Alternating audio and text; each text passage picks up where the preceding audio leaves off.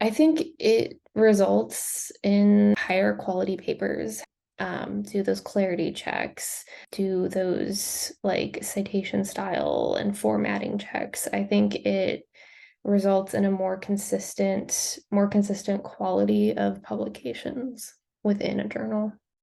There's so many advantages and added value to providing a copy editing service, both to the quality of the content and the work that's presented, as well as to the authors.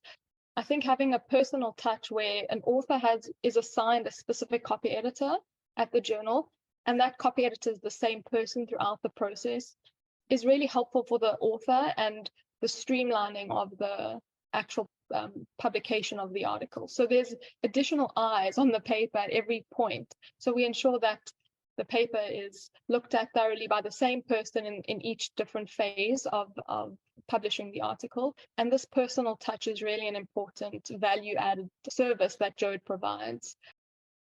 I think we're taking that burden off the shoulders of the authors, especially if English is not their first language. It may be an extremely beneficial step. I have really strong views on this, it turns out, and I think it fundamentally becomes an equality issue.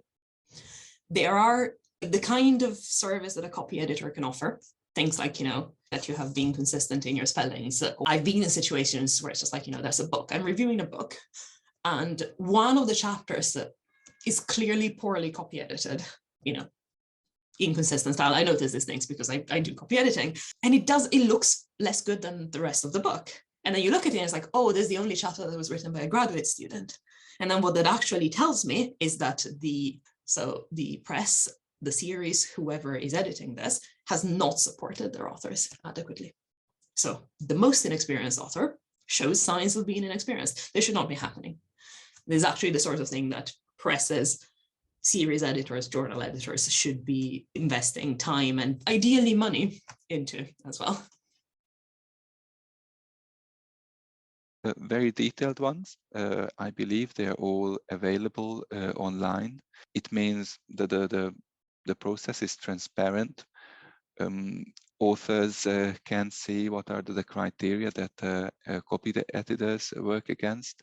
So we have a checklist. I look at that a lot. I look at that every time I copy edit. It's a shared Google Doc, and it includes things like grammar and checking templates and things like that. And every time I copy edit, I go in there and I start with some of the bigger things and then I narrow down.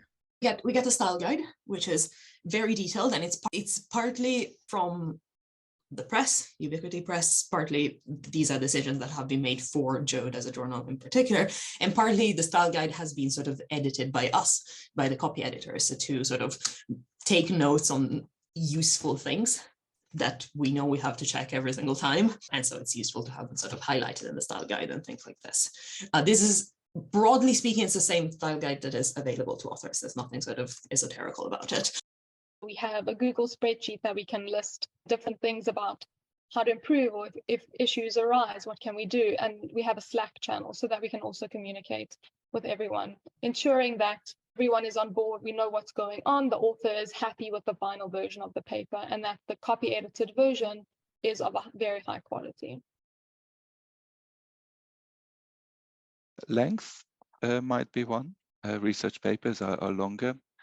Data papers are shorter. Structure. Data papers are highly structured. It's almost like completing a template. Research papers, the narrative is more in the hands of the authors. And there is a bit more flexibility in the research paper, which is the longer version, the longer paper. But essentially, the main difference is just the time that it takes, because there are specific word limits attached to each version of the paper. And sometimes there'll be a few formatting differences specifically with the longer paper, but overall there isn't too much difference. This is the length difference. Data papers are shorter, but also data papers are significantly more dense, usually. And they have, I think completely by coincidence, I've been mostly copy editing data papers rather than research papers. So this is, I'm going to focus on those mostly. The thing with the data paper is that it's going to have often a lot of numbers, usually basically always a lot of technical terminology, which is not necessarily explained. And it is explained as briefly as possible, because then you want the focus to be on the actual repository that you're sharing, the description, its usefulness, and all of that. And they have figures that you have to make sure are clear, tables, all of that. They tend to have a ton of links, which you'll have to double check. So again, they are shorter, but they require a lot more fine-grained detail. Well, for research papers, there's a lot more of just like, why is this sentence in this paragraph and not the previous paragraph? Things like this, actually thinking about, is this research presented in an effective way? So research papers tend to be longer, and they tend to be there's usually more of an argument being made. Data papers they're really presenting a data set that's open for use. So both follow a format. The research papers can be a little bit more flexible. The data papers, the format is more it's a little bit more rigid.